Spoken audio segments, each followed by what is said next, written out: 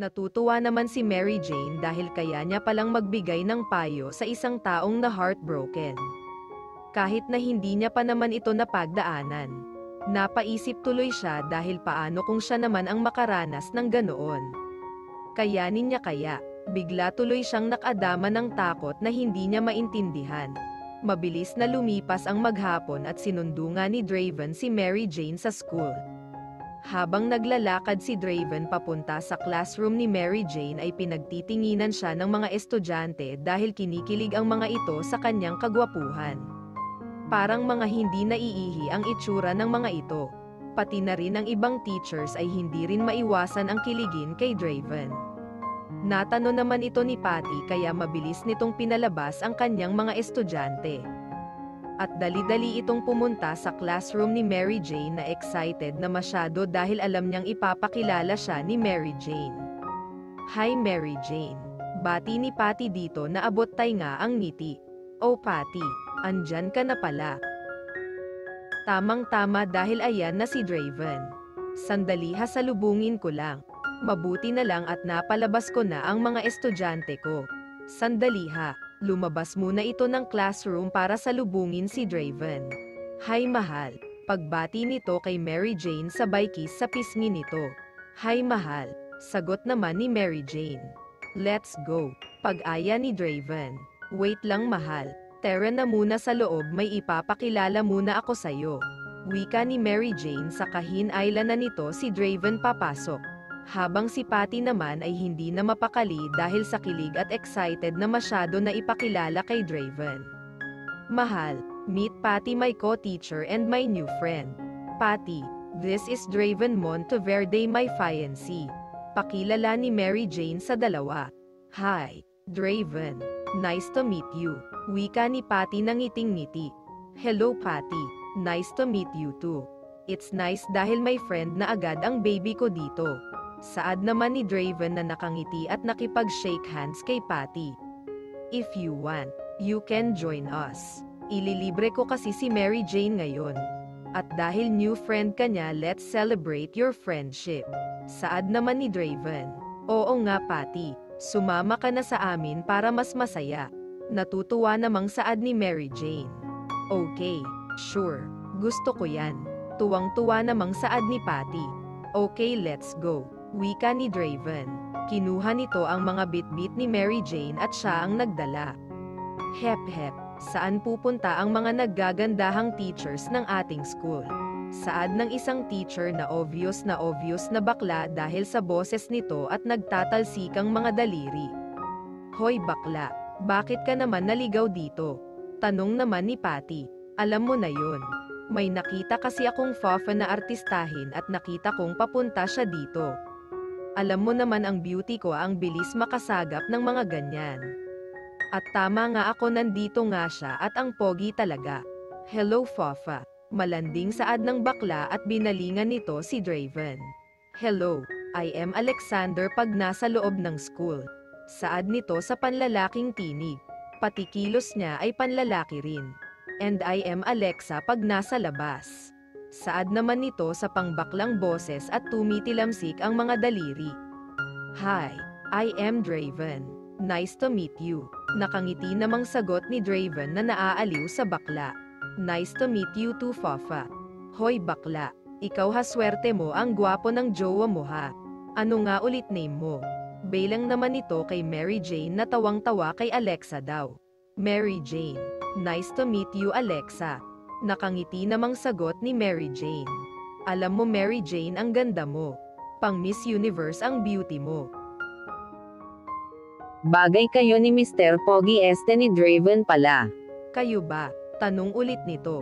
Oo, fiancé ko siya. Nakangiti namang sagot ni Mary Jane. Wow, ang taray. Wala na pala akong pag-asa. Mataray na sagot nito. Nagtawa na naman ang tatlo dahil sa itsura ni Alexa. Kung ganoon pala ay friends na lang. Pwede na yun. Pagtsatsagaan ko na iyon. At kung saan kayo pupunta ay sasama ako. Ano tara na, ang babagal naman. Dagdag pa nito na hindi na hinintay pa na sumagot ang tatlo. Hindi na nakasagot pa ang tatlo at hinayla na sila ni Alexa.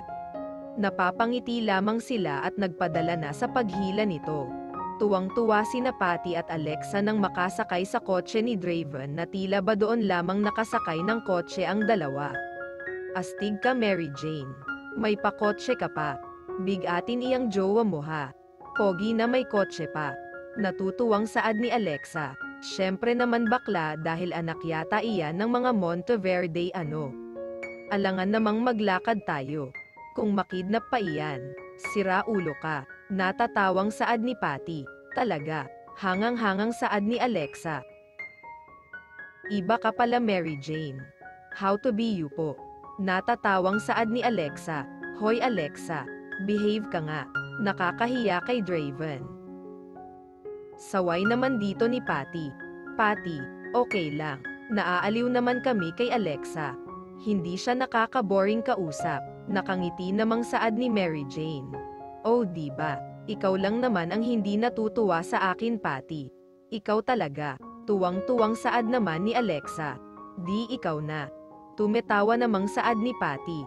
We're here. Singit ni Draven sa dalawa na kanina pa nagbabangayan. Sa wakas makakatikim rin ng libre. Wika ni Alexa at nanguna nang pumasok sa restaurant kaya sumunod na lamang sina Mary Jane dito. Agad namang inis-ikaso ng waitress sila Mary Jane at pinaupo sa pang-apatang table at agad kinuha ang mga orders nito. Oy Mary Jane. Masanay na kayo sa akin. Ganito talaga kasi ako.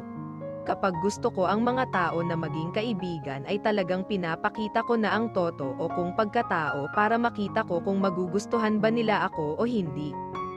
Pag gusto pa rin nila akong maging kaibigan di thank you kasi natanggap nila ako. Kung hindi naman ay thank you pa din kasi nalaman ko na hindi ko sila deserve na maging friend. Kaya pasensya na ha, wika ni Alexa. Ako lang ang nagtiyaga dyan Mary Jane. Kasi ang ingay. Ganoon din ako kaya nagkasundo kami. Natatawang saad naman ni Patty. Okay lang iyon Alexa. Patty, iyon nga ang gusto ko. Iyong walang plastikan. Kaysa naman nagmamalinis ka. Iyon naman pala bulok ang pagkatao mo. Kaya huwag kayong mag-alala dahil sure ako na magkakasundo-sundo tayong tatlo dahil pareho nyo rin ako. At baka nga mas kalog pa ako sa inyo. Tumetawa namang saad ni Mary Jane. At dyan ako dapat matakot. Saad naman ni Draven na naiiling pa. Bakit ka naman matatakot mahal? Nagtataka namang saad ni Mary Jane. Kasi sayo pa nga lang takot na ako lalo pang mayroon ka ng mga kaibigan na alam kong lagot ako isang pagkakamali ko lang. Sagot naman ni Draven na napapangiti. Dapat ka ngang matakot Draven. Dahil kami ang tipo ng kaibigan na handang rumesbak kapag nadehado ang kaibigan namin kaya humanda ka. Natatawa namang sagot ni Patty. Oo nga bakla ano. Ipapaaswang kita sa lahat ng kabaklaan dito sa amin kapag sinaktan mo itong frenny namin ano. Mataray namang saad ni Alexa. Tawanan ang tatlo sa sinabi ni Alex. Iyan ang hindi mangyayari dahil kahit kailan ay hinding-hindi ko sasaktan si Mary Jane. Dahil siya na ang buhay ko. Di ba mahal? Saad naman ni Draven at nagpa-cute pa kay Mary Jane. Kinilig naman si Mary Jane dahil sa ginawa ni Draven. At hindi na nakapagsalita pa kaya sumubo na lamang ito ng cake. Ang sweet, sabay na saad ng dalawa at nagyakap habang kilig na kilig dahil sa sinabi ni Draven. Napangiti na lamang sila Draven at Mary Jane dahil sa dalawa. Napakasaya ni Mary Jane dahil may dalawa na siyang kaibigan na sa unang tingin niya pa lamang ay magiging kakampi niya sa buhay maliban pamilya niya. Mababait kasi ang mga ito na halata naman sa mga kilos at pananalita. Wala siyang masasabing masama sa mga ito maliban sa madaldal at maingay na gustong-gusto niya naman dahil nagiging masaya siya. Natitiyak niya na magiging masaya ang pagtuturo niya sa school kasama ang dalawa niyang bagong kaibigan. Araw ng Biyernes ay muling sinundo ni Draven si Mary Jane sa school. Gaya ng dati ay naabutan niyang muli sina Patty at Alexander sa classroom ni Mary Jane. Masayang nagkukwentuhan ang tatlo nang dumating siya. Hi mahal, bungad ni Draven at humalik sa pisngi ni Mary Jane. Hi mahal, sagot naman ni Mary Jane. Hello Patty. Hi Alexa. Kumusta? Bilang naman ni Draven sa dalawang barkada ni Mary Jane. We're fine Draven. Lalo na nang dumating ka. Malanding sagot naman Alexa. Hoy bakla akin yan ha. Wag mong pagnasaan iyan. Tumetawa namang biro ni Mary Jane. Ang damot mo naman girl. Hindi ba ako pwedeng makihati man lang? Tumetawang wika ni Alexa. No, dahil mode mo talaga ako ano. Sagot naman ni Mary Jane. Mabulunan ka sana Mary Jane sa kadamutan mo. Tumetawang saad ni Alexa. Tawa naman ng tawa si Draven sa bangayan ng dalawa at kinikilig din dahil pinagdadamo pala siya ni Mary Jane. Mabulunan agad. Bakla ka. Tawang-tawang sagot ni Mary Jane. Basta ako hindi na ako makikipag-agawan kay Draven dahil meron na akong hinihintay di ba Kuya Draven?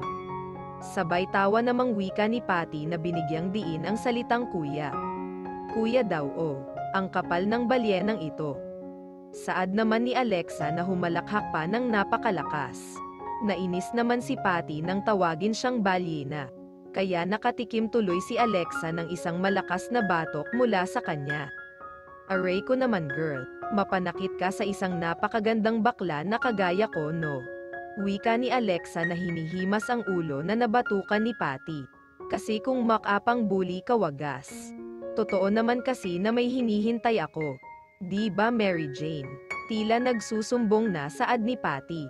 Oo nga naman Alexa, may nakatadhana na dyan kay Patty at maglalaway ka. Natatawa namang saad ni Mary Jane. Bakit siya lang? Ang daya nyo naman. Nakanguso pang saad ni Alexa na tila nagtampo pinadyak-padyak pa ang dalawang paa. Hayaan mo Alexa hahanapan din kita. Tumetawa namang saad ni Draven. Masakit na ang tiyan niya kakatawa sa bangayan ng tatlong magkakaibigan. Talaga. Thank you Draven. Buti ka pa may puso. Itong dalawa puro ata-atay at balun-balunan ang mayroon. Wala man lang awa sa akin. Tuwang-tuwang saad naman ni Alexa at napapalakpak pa sa saya. Teka lang ha, may favor sana ako sa inyong dalawa. Wika ni Draven. Sure. Basta ikaw. Ano ba iyon? Mabilis namang sagot ni Alexa. Bukas kasi nakaschedule si Mary Jane para magsukat ng wedding gown. Hindi kasi ako pinapayagan ni Mommy na sumama kay Mary Jane dahil masama daw na makita ng groom ang bride na suot ang wedding gown before the wedding. Hindi naman pwede si Mommy kasi may meeting siya. Kaya pwede bang samahan nyo naman ang baby ko na magsukat ng gown? Pakiusap ni Draven. Sure no problem. Wala namang pasok tomorrow kaya pwedeng-pwede ka naming samahan Mary Jane at maglalakwatsa na tuloy tayo. Para makapag-jamang man lamang tayo sa labas ng school na ito ano. Masaya namang saad ni Patty. Oo nga mga bakla. Masaya iyon sigurado at tutulungan kitang pumili ng pinakamagandang gown sa buong universe besh. Excited namang saad ni Alexa. Thanks sa inyong dalawa ha. Ayun hindi na ako mag-aalala sa baby ko. Natutuwa namang saad ni Draven. Bakit ka naman mag-aalala sa akin Draven? Kahit naman hindi ako samahan ng dalawang ito ay may nanay pa naman ako at kapatid ano. Huwag mo ngang ini-stress ang sarili mo. Sige ka papangit ka niyan. Natatawa namang saad ni Mary Jane. Papangit agad. Natatawa ding saad ni Draven. Oo nga naman Draven. Huwag ka masyadong mag-aalala dyan sa girlfriend mo dahil maraming nagmamahal dyan.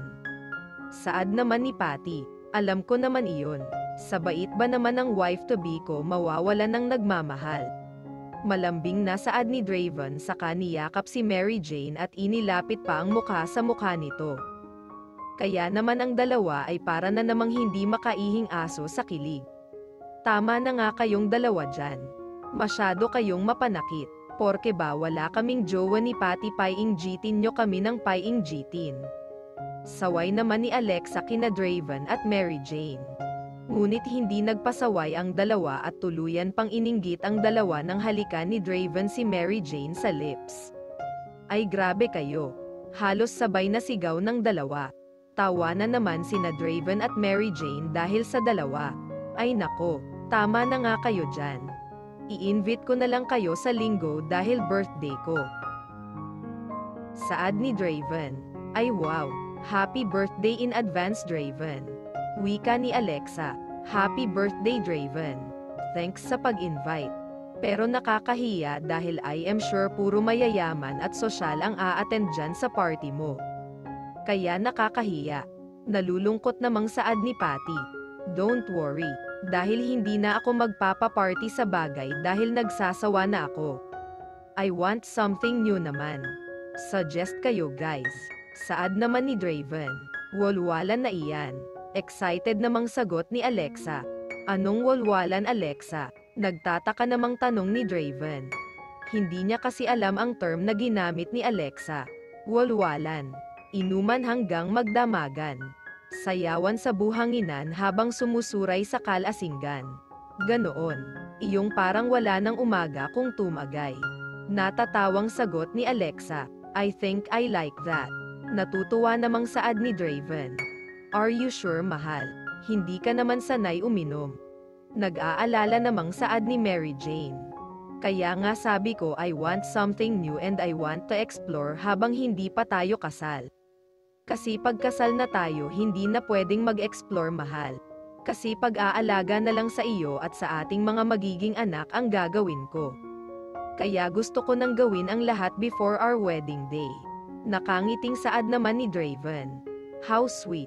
Sabay na saad naman ni Patty at Alexa na kinikilig dahil sa dalawa. Sige, ikaw ang bahala. Saad na lamang ni Mary Jane na tila wala na siyang magagawa pa. Ayaw niya na ma-MG kumontra dahil baka masabihan pi siyang KJ. Thanks mahal, I love you. Nakangiting wika ni Draven.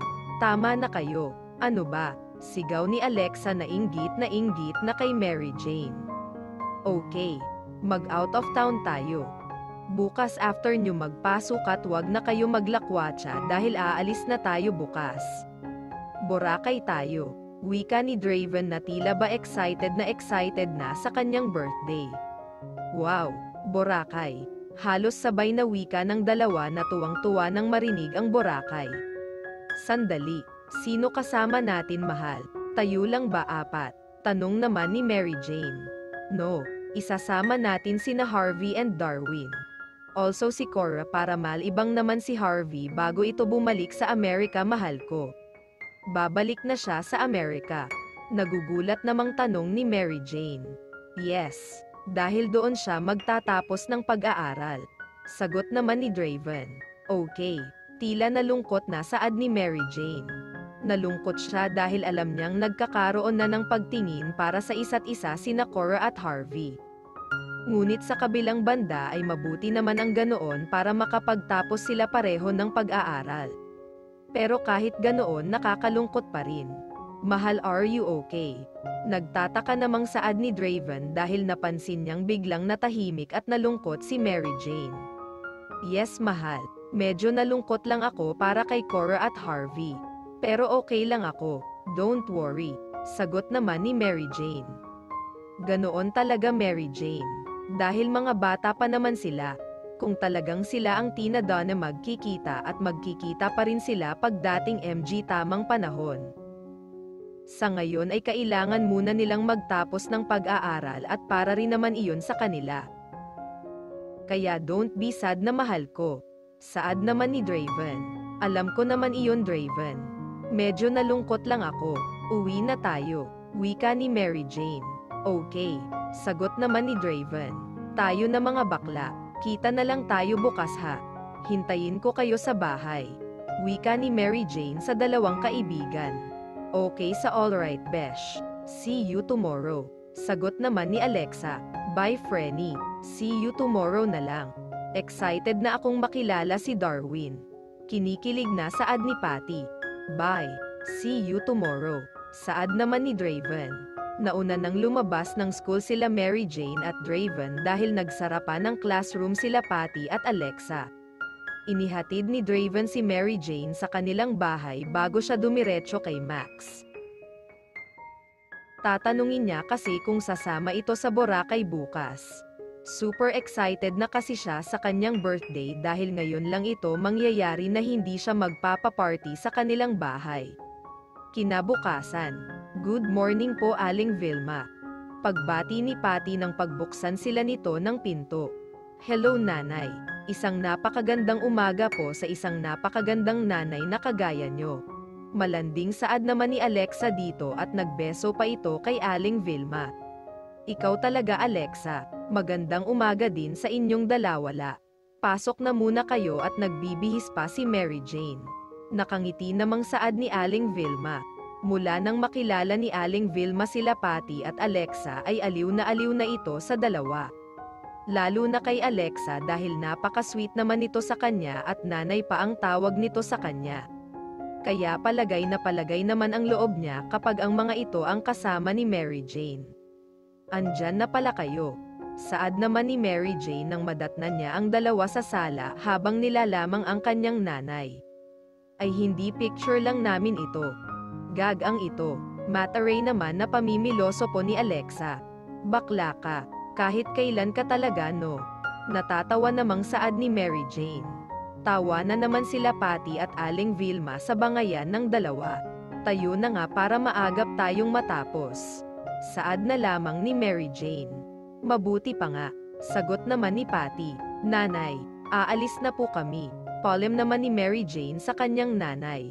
Sige mga anak, ingat kayo. Sagot naman ni Aling Vilma. Palem po. Sabay namang saad nila Patty at Alexa.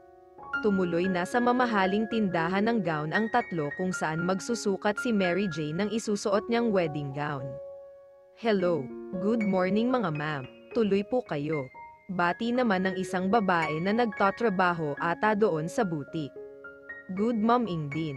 Pagbati naman ni Mary Jane. Ma'am kayo po ba si Miss Mary Jane Bautista?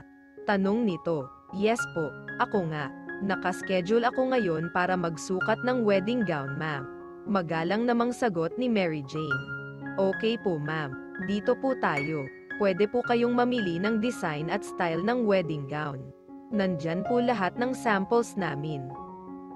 Nakagiting wika nito. Sige salamat. Sagot naman ni Mary Jane na tila kinakabahan na ipinagtaka niya. Pumasok sila sa isang kwarto na maraming nakadisplay na wedding gowns. Iba't ibang designs ang makikita na halos walang itulak kabijin si Mary Jane. Manghang-mangha din maging sina Patty at Alexa na nakanganga habang namamangha sa mga naggagandahang gowns. Ma'am, nandito po ang mga pinakamahal na gowns namin na tiyak namang magugustuhan ninyo dahil sa kakaibang ganda ng mga ito. Pwedeng-pwede po kayong mamili. Hindi naman makapagsalita si Mary Jane dahil sa ganda ng mga gowns. Isa-isa niyang tiningnan ang mga ito ngunit may isang gown ang nakakuha ng atensyon niya. Simple lamang ito ngunit parang napakaganda sa kanya. It is full length with lace. Off-shoulder strap. Also it has a sweetheart neckline. Embroidered ang harap nito na flower ang design and lace hanggang ibaba.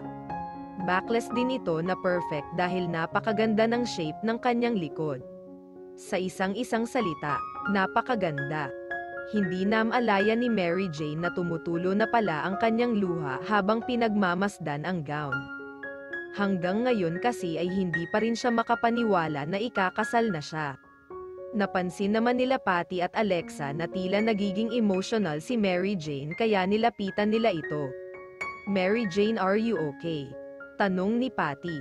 Yes okay lang ako. Ang ganda kasi ng gown na ito at parang tinada na siya para sa akin. Napapangiti ngunit tumutulo pa rin ang luha na saad ni Mary Jane. Tiningnan naman ng dalawa ang gown na sinasabi ni Mary Jane. Wow, it's gorgeous. Napakaganda nga nito Maxon. Hangang-hangang saad naman ni Alexa.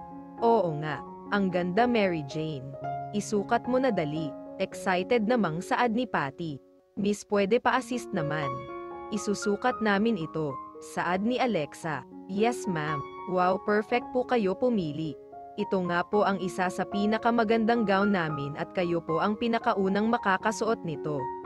Natutuwa namang saad ng babae. Pero, sandali Mary Jane. Di ba masamang isukat ang damit pangkasal? Nag-aalala namang saad ni Patty. Don't worry ma'am.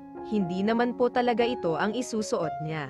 Sample lamang po ito at magtatahi po kami ng bago at iyon po ang isusuot niya sa kasal. Ito po ay para makita kung bagay ba o hindi sa magsusuot. Nakangiti naman saad ng babae. Iyon naman pala. Sige na Mary Jane, isukat na natin ta.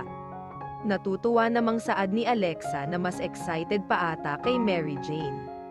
Pinagtulungan ng tatlo na isuot kay Mary Jane ang wedding gown. Nang maisuot na ni Mary Jane ang gown ay napangga nga na lamang ang tatlo dahil parang diyosa si Mary Jane sa suot na wedding gown. Perfect na perfect kay Mary Jane ang gown na animo ay isinukat. Oh Pak, para kang isang diyosa Mary Jane. Tinalo mo pa si Ann Curtis. Hangang-hangang saad ni Alexa at napapapalakpak pa sa sobrang tuwa. Oo nga Mary Jane. Ang ganda mo day. Wala ka pang makeup niyan. Pero pak na pak, how to be you po. Tila naiinggit naman na saad ni Patty.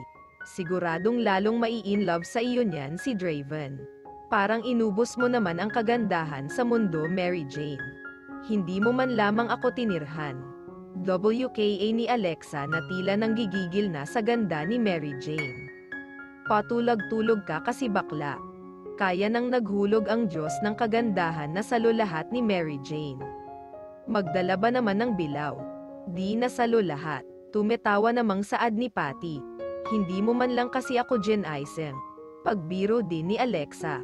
Tama na nga kayong dalawa. Baka mamaya niyan maniwala pa ako. Sige kayo.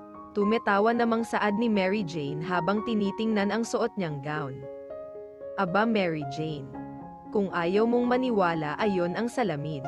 Tingnan mo ang sarili mo bakla kung gaano ka kaganda. Patomboy-tomboy ka kasi dati kaya hindi mo na-appreciate ang ganda mo bakla ka. Natatawa pa ding saad ni Alexa. Oo na, naniniwala na ako. Natatawa namang sagot ni Mary Jane. Hanggang ngayon hindi pa rin ako makapaniwala na ikakasal na ako. Biglang seryoso namang saad ni Mary Jane. Bakit naman? Tila na curious ding sagot ni Patty. Kasi dati wala sa isip ko ang mag-asawa agad. Kasi puro sila nanay ang nasa isip ko. Gusto ko silang mabigyan ng magandang buhay bago ako mag-asawa. Akala ko kaya kong pigilin ang sarili ko. Ngayon ko na-realize iyong kasabihan na kapag daw ang puso ay pumasok sa puso ni Newman.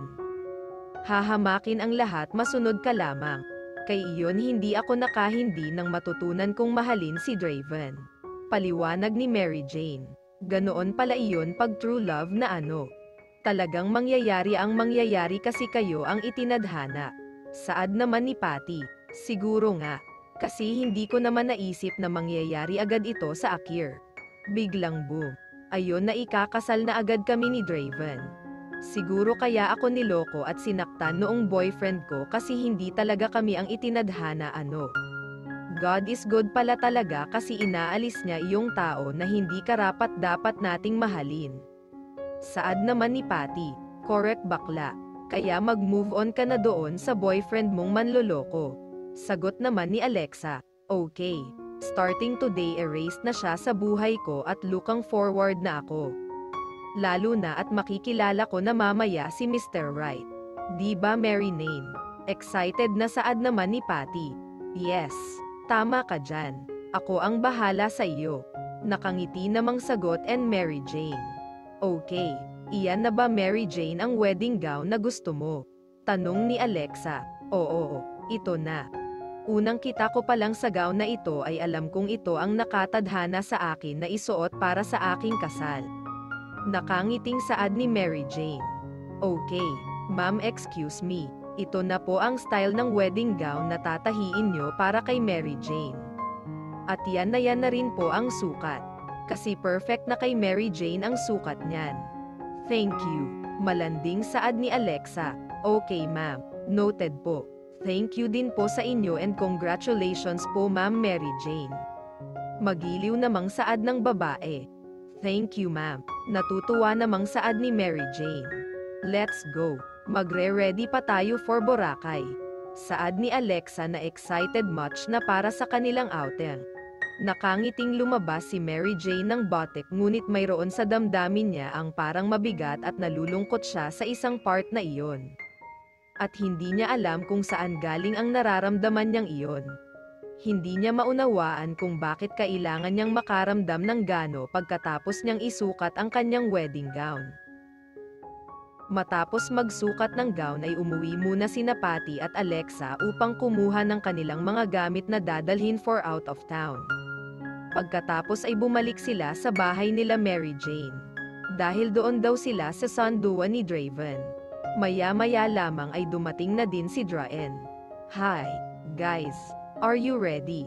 Tanong agad ni Draven pagkadating. "Yes, we're ready, Draven. Kanina pa." Masayang saad naman ni Alexa na kanina pa excited sa kanilang pag-alis. "Nasaan ang mga kasama natin, Draven?" Tanong naman ni Patty na patangin tingin sa labas na para bang may hinahanap. Nauna na sila doon. May sarili naman kasi silang kotse kaya ayaw nilang makipagsiksikan sa kotse ko. Nakangiti wika ni Draven. "Akala ko pa naman makakatabi ko ang aking future jowa papunta doon." Excited pa naman akong matulog sa balikat niya. Tila nang hihinayang na saad ni Patty at naglungkot-lungkutan pa at parang nanghina. "Ay ang landi, matutulog agad sa balikat, wala munang hiya-hiya." "Ganon," sabi naman ni Alexa. "Inggit ka lang kasi wala kang fafa mamaya. Pag nolasing ka mag-iisa ka lang samantalang ako may lalandiin." Wika ni Patty sabay tawa ng nakakapikon. "Akala mo lang yun ano? Una kong lalasingan si Mary Jane para makatulog agad. Para mahiram ko man lang si Draven kahit panandalian." Tumitawang saad naman ni Alexa. Kaya naman nakatikim siya ng batok kay Mary Jane. "Baklang maitim ang budi. Subukan mo lang at babalatan kita ng buhay." Biro naman ni Mary Jane. "Aray, ang sakit naman nun, Mary Jane. Masyado ka namang brutal sa isang magandang bakla na kagaya ko. Maghihimas na lang pala ako ng bote mamaya dahil baka mabalatan pa ako ng buhay." "Masakit pa naman iyon." Wika ni Alexa na sumiksik pa sa isang gilid at kinagat ang mga daliri na parang isang bata. Nagtawanan naman ang lahat dahil kay Alexa. "Hayaan mo, Alexa, dahil hinanapan kita ng malalandi mo mamaya." Natatawa namang wika ni Draven. "Talaga Fafa Draven." Tila nabuhay ang saad ni Alexa sa katumayo na ito at excited na ulit umalis. "Yes, ako pa." Sagot naman ni Draven. "Yes, let's go guys. Ano pang hinihintay na kayo dyan?" Wika ni Alexa at binuhat ang kanyang mga daladalahan. Sumunod na lamang sila Mary Jane na natatawa kay Alexa na sasayaw-sayaw pa habang naglalakad palabas. "Nanay, alis na po kami." "Tara na Cora," wika ni Mary Jane. "Sige mga anak. Ingat kayo at wag masyado magpakilasing ha. Cora, bantayan mo iyang ate mo. Hindi pa iyan sanay uminom." Bilin ni Aling Vilma. "Opo nanay. Alis na po kami." Sagot naman ni Cora.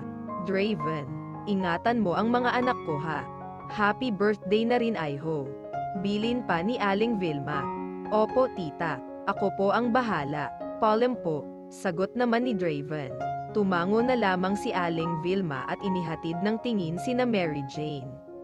Habang nasa biyahe ay hindi pa rin tumitigil sa kadadaldal si Alexa na hindi yata napapagod ang bunganga sa kasasalita. "Fafa Draven, gwapo ba iyang ka-blind date ko?" tanong ni Alexa. "Aba, oo naman." Nakangiti namang sagot ni Draven. "Ay excited na ako makita iyang sinasabi mo Draven."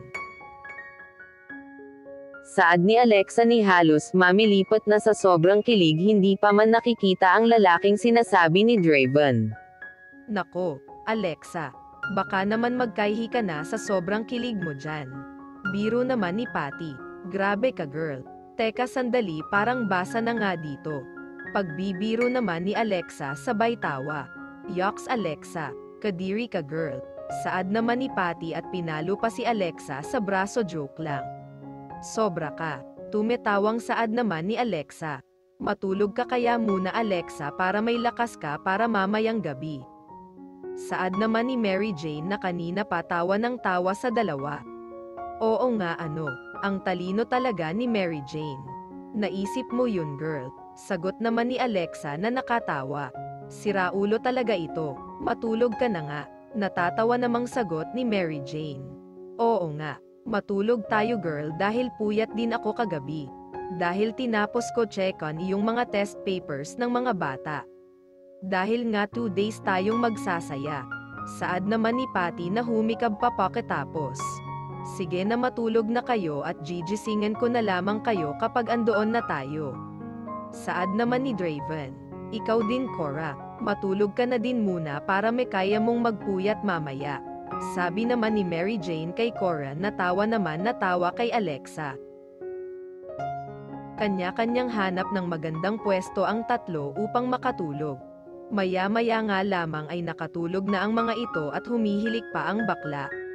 Ikaw mahal, baka gusto mo matulog para may energy ka din para mamayang gabi. Wika ni Draven sabay ngiti kay Mary Jane. Parang may binabalak ka.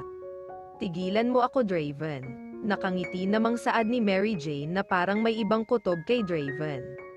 Wala, baka ikaw ang may binabalak Mary Jane. Huwag mo akong dadaan-daanin dyan sa pangiti-ngiti mo mahal. Pabirong saad ni Draven. Ang kapal ha, yucks. Ako pa talaga, natatawang wika ni Mary Jane. Bakit, hindi mo man lang ba ako pinagnasaan kahit sa panaginip mahal? Pilyong tanong ni Draven. Ikaw, wika ni Mary Jane saka kinurot si Draven sa tagiliran. Ouch, ang sakit naman. Natatawang wika ni Draven. Hoy Mr. Draven Monteverde. Hindi mo ito makukuha hanggat hindi tayo kasal. Tandaan mo iyan. Tumitawang saad ni Mary Jane. Ang hirap talaga pag ang girlfriend mo sinauna. Naiiling na saad ni Draven ngunit nakangiti. Sinauna pala ha. Muling kinurot ni Mary Jane si Draven sa tagiliran sa sinabi nito. Tama na mahal. Sige mababangga tayo. Tumitawang saad ni Draven. Ikaw kasi, makasinauna ka dyan. Porke V sinauna agad. Di ba pwedeng marunong lang mag-alaga ng puri at may respeto sa sarili? Saad ni Mary Jane na tila nagtampo kay Draven. Nag-alala naman si Draven dahil nagalit yata si Mary Jane sa biro niya. Dahil lumayo ito sa kanya at sumiksik sa pinakagilid at nakanguso. Diretso na din ang tingin sa unahan at hindi na umiimik. Mahal biro lang iyon. Ano ka ba? Wika ni Draven at inaabot si Mary Jane ngunit pinapalo nito ang kamay niya. Ano ba mahal? Sorry na. Hindi naman kita kinakahiya. Proud pa nga ako na V ka pa dahil ibig sabihin noon malinis ka at ako lamang ang lalaki sa buhay mo. At masayang masaya ako doon. Sorry na. Panunuyo pa nito kay Mary Jane. Ikaw kasi, sagot ni Mary Jane na inis pa rin kay Draven. Mahal, sorry na please. Promise. Ako ang pinakaswerte sa lahat ng mga lalaking ikakasal dahil sa Reg Along ibibigay mo sa akin at iyon ang pagka-V mo. Mahal iiyak na ako dito pag hindi mo ako napatawad. Wika ni Draven na nag-uumpisa ng umiyak. Hindi pa rin umimik si Mary Jane kaya naman maya-maya ay tumulo na ang luha ni Draven. Mahal, hindi ko kayang nagagalit ka sa akin. Please, forgive me na. Wika ni Draven habang umiiyak. Bigla namang natawa si Mary Jane dahil sa itsura ni Draven. Marupok din pala siya kapag nakikita niyang umiiyak si Draven. Biglang lumambat ang puso niya para dito. Para kang sira. Itigil mo nga iyang iyak mo. Para kang bata. Pag tayo ang ganyan. Saad naman ni Mary Jane. Mabuti pa nga sigurong mabangga tayo kung hindi mo ako mapapatawad. Umiiyak pa ring saad ni Draven. Para kang sira. Sige na hindi na ako galit. Basta wag mo lang uulitin yun. Seryosong saad ni Mary Jane. Biglang sumaya si Draven dahil sa narinig. Talaga, napatawad mo na ako. Masayang tanong nito. Ayaw mo. Sagot naman ni Mary Jane. Ano ba? Syempre gusto ko. Thank you mahal. Promise hindi na kita pagtatawanan. Proud naman talaga ako sa iyo. Biro ko lamang iyon kanina. Wika ni Draven na tuwang-tuwa. Okay, pasalamat ka mahal kita. Nakangiti namang saad ni Mary Jane. I know, and I love you too mahal. Saad ni Draven at hinawakan ang kamay ni Mary Jane. Umusag ulit si Mary Jane sa tabi ni Draven at magkahawak kamay sila habang ang isang kamay ni Draven ay nakahawak sa manibela. Humiga siya sa balikat ni Draven at maya-maya ay nakatulog na rin. Nakangiti namang nagdadrive si Draven. Ito na ang pinakamasaya niyang birthday dahil kasama niya ang babaeng pinakamamahal niya. At alam niyang mamahalin niya habang buhay. Medyo madilim na nang makarating sa Boracay sila Draven. Dumiretso si Draven sa pag-aari nilang resort. Sadyang binili nito ng pamilya dahil sa tuwing gustong magbakasyon ang mga magulang ni Draven ay doon sila nagbabakasyon. Isang napakalaking bahay bakasyunen ang itinayo nila doon dahil minsan ay doon din sila nagse-celebrate ng mga okasyon ng pamilya. Pinag-iisipan nga din ni Draven na doon na lamang idaos ang kasal nila para beach wedding ang concept. Kaya naisipan niyang dalhin si Mary Jane doon upang matanong niya kung gusto ba nito ng beach wedding. Hey guys, wake up, we're here. Mahal, we're here. Wika ni Draven nang may park niya ang kotse sa tapat ng resort. Hihikab-hikab naman ang mga ito nang magising. Paunat-unat pa ng braso si Alexa na parang ngalay na ngalay sa pagtulog. Wow, ang ganda. Kaninong resort ito, Draven? Humahangang tanong ni Mary Jane. Sa amin. Nakangiti ng sagot ni Draven. Wow. Astig talaga si Draven. May sariling resort. Ang ganda. Tuwang-tuwang saad naman ni Alexa. Let's go. Nandyan na sila. Wika ni Draven. Binitbit niya na lahat ng mga daladalahan nila ni Mary Jane. Sumunod naman sina Mary Jane na masayang-masaya dahil sa ganda ni Boracay. Sa wakas, nakarating rin ng Boracay. Ang ganda mo, Boracay. Grabe, sumisigaw na saad ni Alexa. Picture muna tayo, Mary Jane. Saad naman ni Patty saka nag-selfie. Pagkatapos ng ilang pose at selfie ay tumuloy na sila sa loob. Lalo silang namangha nang makarating sa bahay. Ang ganda at ang lawak ng loob nito. Kumpleto din sa gamit. Lahat na yata ng appliances nandoon. May katulong din. Ihahatid ko na kayo sa mga kwarto nyo. Maraming kwarto dito kaya pwede kayong magtag-iisang kwarto. At kung sakali man nakulangin kayo sa gamit, may mga ekstrang damit dyan na pwedeng gamitin. Don't worry, mga bago lahat iyan. Sadyang naglalagay si mommy ng mga ekstrang damit dyan dahil kapag may bigla ang bisita na hindi nakapagdala ng mga gamit ay may magagamit sila. Wika ni Draven. Wow, mayaman nga kayo. Namimigay ng damit. Ang Tereha. Natutuwang saad ni Alexa. Hindi lang iyan, Alexa. May iba't ibang uri ng pabango at sabon dyan na pwede niyong pagpilian. Galing pa iyon sa iba't ibang bansa. Dahil kung saan si mommy pumupunta ay bumibili siya ng maraming pabango at dito niya dinadala. Wow, nasambit na lamang ni Patty. Doon na lang tayo lahat sa second floor. Let's go. Wika ni Draven. Alexa, dito ka na lang. Wika ni Draven nang mapatapat sa unang pinto. Okay. Wika ni Alexa na ngingiti-ngiti. Binuksan ni Draven ang pinto at bumungad ang napakagandang kwarto. Kaya naman napangga nga na lamang si Alexa sa paghanga. Napakalawak nito at kumpleto din sa gamit. May ref, may TV at iba pang appliances na magagamit ni Alexa. Binuksan agad ni Alexa ang cabinet at nakita niya na punong-puno nga iyon ng damit. Hindi lang basta damit, mga mamahalin at branded. Sa kabilang pinto naman ay mga panlalaki. Sa kabila naman ay mga pambabae. Iba't ibang uri ng damit ang naroon at may mga pang-swimming din kaya tuwang-tuwa ang bakla. Binuksan niya din ang CR at napakaganda din yun. Naka-tiles ang buong CR at mabango ang amoy noon. Nakita niya din doon ang iba't ibang uri ng shampoo, sabon at mga body soap. Sa isang cabinet naman ay makikita ang iba't ibang uri ng lotion at pabango. Draven, pwede bang dito na lamang ako tumira? Masayang wika ni Alexa. Tumawa na lamang sina Draven dahil sa sinabi ni Alexa. Nang mapatapat naman ito sa kama at patihaya itong bumagsak. Tuwang-tuwa ito sa lambot ng kutson. Ang sarap palang maging Monteverde, Mary Jane.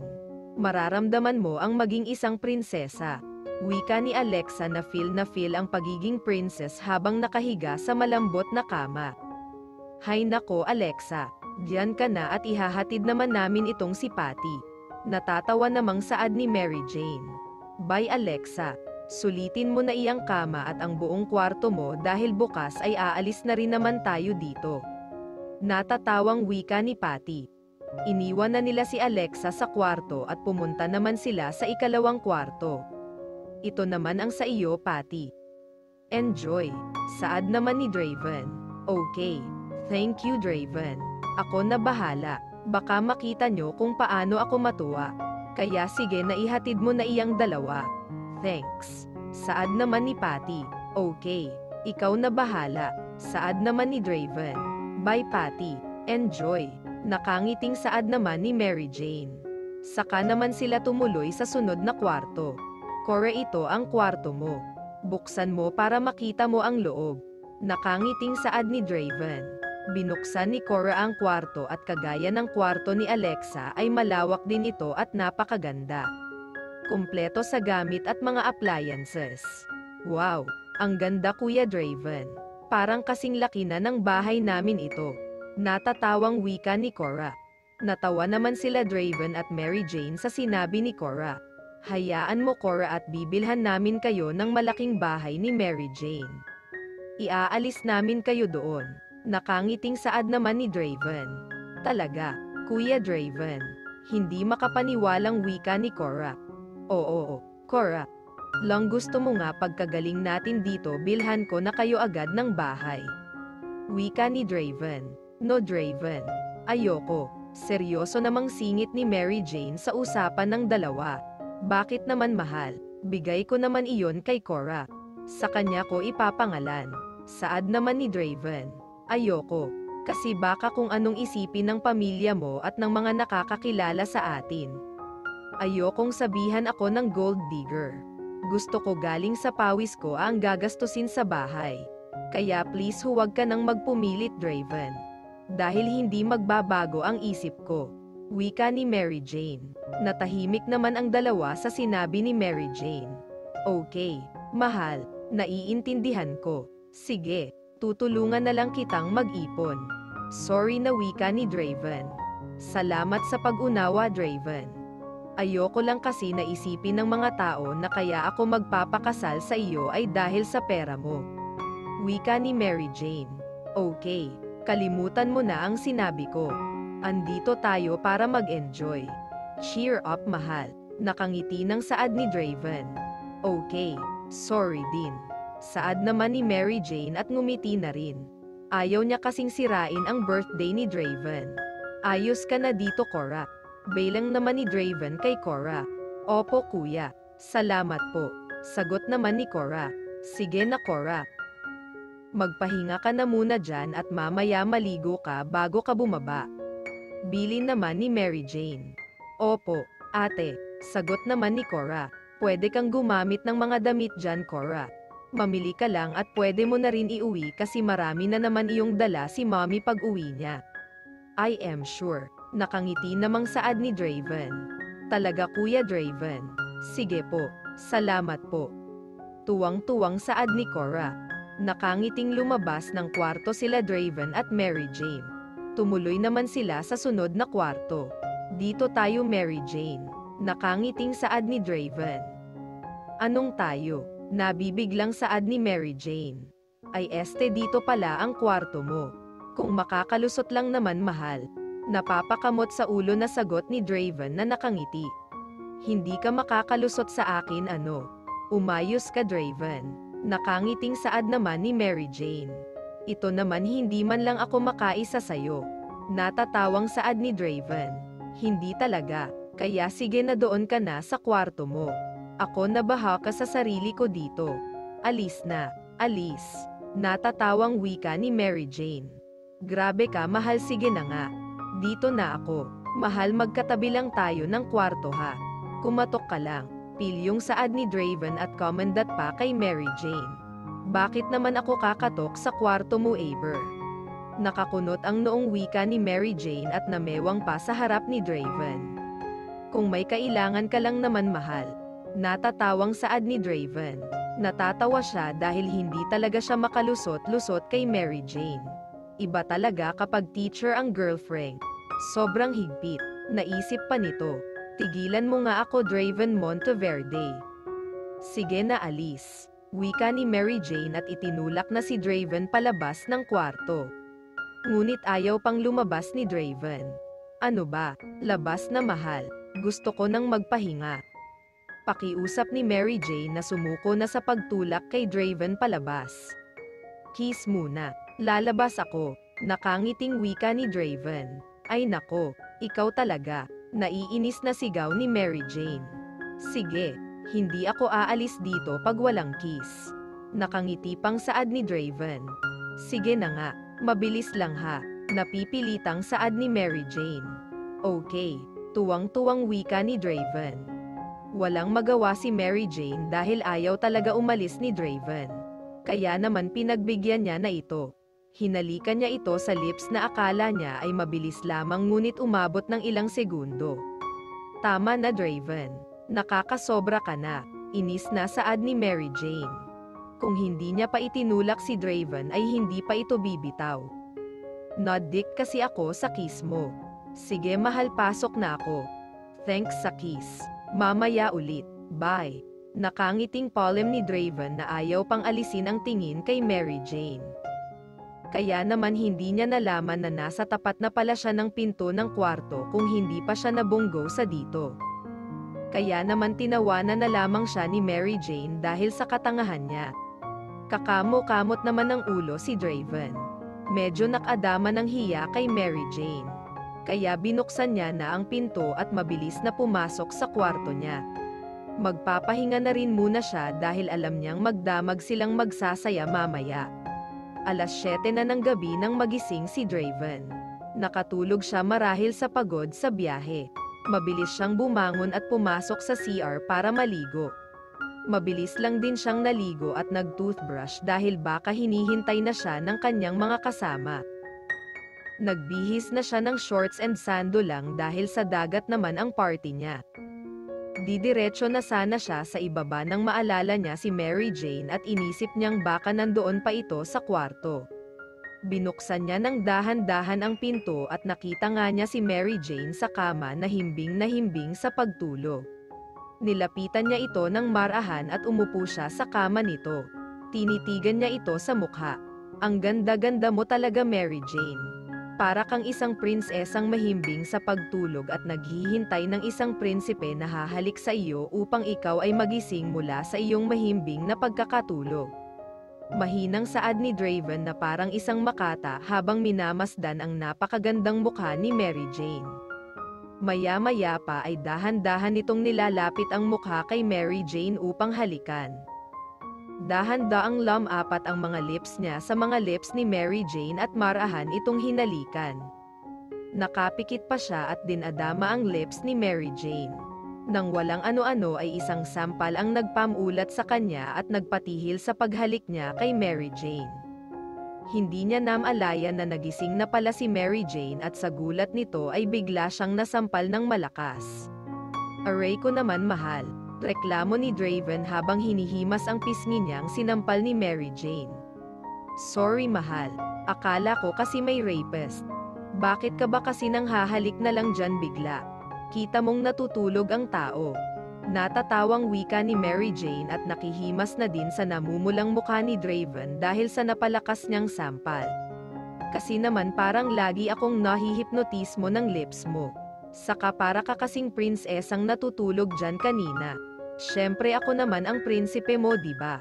Kaya hinalikan kita para gisingin. Tapos sinampal mo lang ako. Kunwaring nagtatampong saad ni Draven. Sira ulo ka talaga. Anong akala mo nasa fairy tale ka? Prinsipe ha, tumitawang saad ni Mary Jane. Ito naman panira ng trip. Ang ganda na nga ng panggising ko sayo. Ang sakit-sakit ng sampal mo. Nakangusong saad ni Draven. Nakonsensya naman si Mary Jane dahil mukha ngang masakit talaga ang sampal niya kay Draven. Sorry na, nabigla lang talaga ako.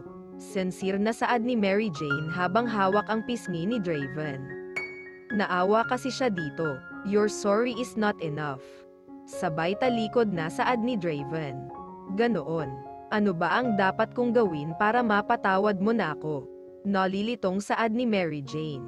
Nag-aalala siya na baka galit nga sa kanya si Draven. Kiss mo ako. Nakangiting saad naman ni Draven. Ano? Hindi makapaniwalang saad naman ni Mary Jane. Di huwag kung ayaw mo. Diyan ka na. Galit na wika ni Draven. Tumayo si Mary Jane at hinabol si Draven. Hinawakan niya ito sa damit at hinayla palapit sa kanya. Sandali. Sige na. Kiss na kita. Saad naman ni Mary Jane. Lihim namang napangiti si Draven. Huwag na. Baka napipilitan ka lang. Nagpapakipot pang saad ni Draven.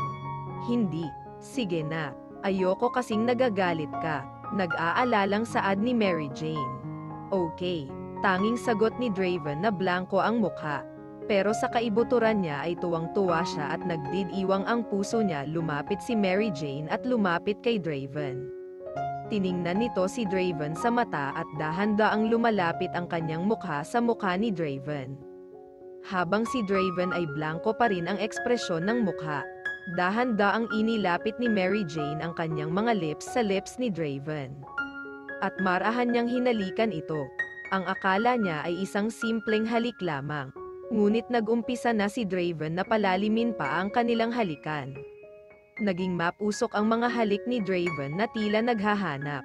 Naglakbay ang dila nito sa loob ng bibig ni Mary Jane na nagpaungol sa dalaga kaya naman lalong ginaganahan si Draven at mas lalong tumindi ang kakaibang emosyon dulot ng naglalagablab na halik na iyon. Nag-umpisa na ding maglakbay ang mga kamay ni Draven sa iba't ibang parte ng katawan ni Mary Jane hanggang sa matagpuan nito ang dibdib ng dalaga na nagpaungol kay Mary Jane. Nasa ilalim na kasi ng kanyang suot na t-shirt ang kamay ni Draven na humihimas sa kanyang malusog na hinaharap. Unti-unti namang bumaba ang halik ni Draven sa panga ni Mary Jane pababa sa kanyang leeg. Hindi na makatanggi pa si Mary Jane dahil gustong-gusto na ng kanyang katawan ang sarap sa pakiramdam na dulot ng ginagawa ni Draven. Hindi niya namalayan pa kung paano nahubad ni Draven ang kanyang t-shirt at bra. Ang naramdaman niya na lamang na hinahalikan na nito ang kanyang dalawang metatayog na bundok na nagpalala ng kanyang nararamdaman na hindi niya maintindihan. Draven. Sambit niya sa pangalan ni Draven habang dinadama ang sarap ng ginagawa nito sa kanya. Habang ang isang kamay nito ay naroon na sa ibabang parte ng kanyang katawan. At parang gusto na niyang sumigaw dahil sa sarap ng nararamdaman. Ate Mary Jane. Sigaw ni Cora habang kumakatok sa pinto. Nabigla naman ang dalawa dahil sa pagkatok ni Cora at tila namutla si Mary Jane sa kaba. Kaya biglang natigil ang kanilang ginagawa. Inayos ni Draven ang sarili. Tumakbo naman sa CR si Mary Jane dahil hubot-hubad na siya. Nag-alala siya na baka makita ni Cora ang kanyang itsura kasama ni Draven. Ate, muling sigaw ni Cora habang kumakatok. Cora, sandali lang. Sagot naman ni Draven ng medyo makabawi na at nasiguro na maayos na ang itsura niya. Binuksan niya ang pinto para makapasok si Cora. Kuya Draven. Nandito ka pala. Nasaan si ate? Nagtatakang tanong ni Cora. Nasa CR naliligo lang. Baka patapos na din iyon. Bakit? Saad naman ni Draven habang kinakabahan dahil baka makahalata si Cora na may ginagawa sila ni Mary Jane kanina. Wala naman. Sasabay na sana ako pababa sa kanya. Akala ko kasi nakaligo na din siya. Wika ni Cora na mukhang wala namang nahahalata kay Draven. Ako nga din. Hinihintay ko rin siya. Sabay na tayong tatlo bumaba. Sagot naman ni Draven na tila nakahinga na ng maluwag dahil mukhang ayos lang ang lahat. Sige, dito ko na rin lang siya hihintayin kasi senara ko na ang kwarto ko. Sagot naman ni Cora. Saka umupo sa sofa at kinuha ang magazine na nakapatong sa center table. Napahinga ng malalim si Draven at lihim na nagpasalamat sa Diyos at humingi na rin tuloy siya ng pasensya dahil muntik na silang makalimot ni Mary Jane kanina. Pagkatapos ay napahiga siya sa kama. Okay ka lang ba Kuya Draven? Nag-aalalang tanong ni Cora. Napansin pala nito na hindi mapakali si Draven. Oo, okay lang ako. Excited lang ako para mamaya sa party natin. Ang tagal kasi ni Mary Jane maligo. Palusot ni Draven. Okay. Patay mali siyang sagot naman ni Cora. Maya-maya pa ay lumabas na rin si Mary Jane sa CR. Nakaligo na ito at humahalimuyak sa bango na nagpabangon kay Draven. Para tuloy bumalik ang pagnanasa niya kanina kay Mary Jane. Lalo na at nakasuot lamang ito ng maikling maong na shorts at sando na hapit sa sexy nitong katawan. Kulang na lamang ay tumulo ang laway ni Draven habang nakatitig kay Mary Jane. Para itong nag-i-slow motion habang lumalakad palapit sa kanya habang nililipad ang medyo basa pa nitong buhok. Amoy na amoy niya ang bango nito na parang hinihigop siya papalapit dito. Kaya naman dahan-dahan siyang lumakad palapit kay Mary Jane. At isang tampal sa noo ang nagpabalik ng huwisyo ni Draven. Tumigil ka dyan, Draven Monteverde. Tara na, bumaba na tayo. Natatawang wika ni Mary Jane. Masayang bumaba sila Mary Jane at inabutan nga nila doon sina Alexa at Patty na nakikijamang nakila Darwin at Harvey. Nagsasayawan na ito at mukhang lasing na si Alexa dahil masyado na itong magulo. Habang si Harvey ay nakasalampak lamang sa buhanginan na tila ba nululungkot. Ngunit nang makita si Cora na papalapit ay bigla itong nabuhayan at napangiti. Hello guys. Mukhang nagkakasayahan na kayo ha. Nagkakilala na ba kayo? Nakangiting tanong ni Draven. Oo naman Fafa. Nakilala ko na si Max, masayang sagot ni Alexa na tuwang-tuwang nilalandi si Max na palayo naman sa kanya. Ano ba Fafa Max? Bakit parang takot na takot ka naman sa aking kagandahan? Malanding saad ni Alexa habang hinahabol si Max. Tawanan ng lahat dahil sa dalawa. Hi Cora. Tila nahihiya pang saad ni Harvey. Hi. Nakangiting sagot naman ni Cora na nahihiya din. Tara, maglakad-lakad tayo doon sa may tubig. Gusto kong magtampisaw sa dagat. Masiglang aya ni Cora. Okay, me too. I want to tampisaw. Masigla ring sagot ni Harvey. Masayang pumunta sa may tubig ang dalawa na tila mga batang naghabulan papunta sa may tubig. Ang Teray naman magsalita ng kapatid mo. Es lang sa tampisaw. Tumetawang saad ni Patty. Ganoon talaga iyon kasi halos sa states na iyon lumaki. Mabuti nga at ang yaya noon ay Pilipino din kaya natuto din siyang magtagalog. Dahil Tagalog siya kapag kinakausap ng yaya niya. Sagot naman ni Darwin na napaka-cool. Parang ang napipilitan lamang makipag-usap kay Patty. Nahal ata naman iyon ni Patty ngunit hindi siya sasuko lalo na't parang na love at first sight yata siya kay Darwin. Cold man ito kung makipag-usap ay nakikita niya namang mabuting tao ito. Aba, parang hindi mo na ako nahintay pa Patty. Nakilala mo na pala si Darwin. Natatawang saad ni Mary Jane nang mapansin na nag-uusap sina Darwin at Patty. Ang tagal mo kasing bumaba. Alam mo namang excited na ako masyado. Tumetawa namang sagot ni Patty. Tumayo sandali si Patty at hinayla si Mary Jane at dinala sa medyo malayo. Aray, bakit ka ba nanghihila? Nagtatakang saad ni Mary Jane. Bakit ba ganyan ang kapatid ni Draven? Parang laging uutangan. At ang cold pa, wika ni Patty. Ganyan talaga yon kasi business-minded masyado. Mabuti nga at pumayag iyan na sumama dito. Hindi kasi iyan mahilig sa happy-happy. Sub masyado iyan sa trabaho. Natatawa namang saad ni Mary Jane. Dahil akala niya kung ano na ang problema ni Patty. Ganoon. Nadidismayamji wika ni Patty. Ganoon. Pag-uulit na ma'am ni Mary Jane sa sinabi ni Patty. Mukhang mahihirapan akong landiin iyan. Tila problemadong saad ni Patty. Mismo. Medyo mahirap-hirap nga ang misyon mo dyan kay Darwin. Pero alam kung kaya mo yan. Ikaw pa ba?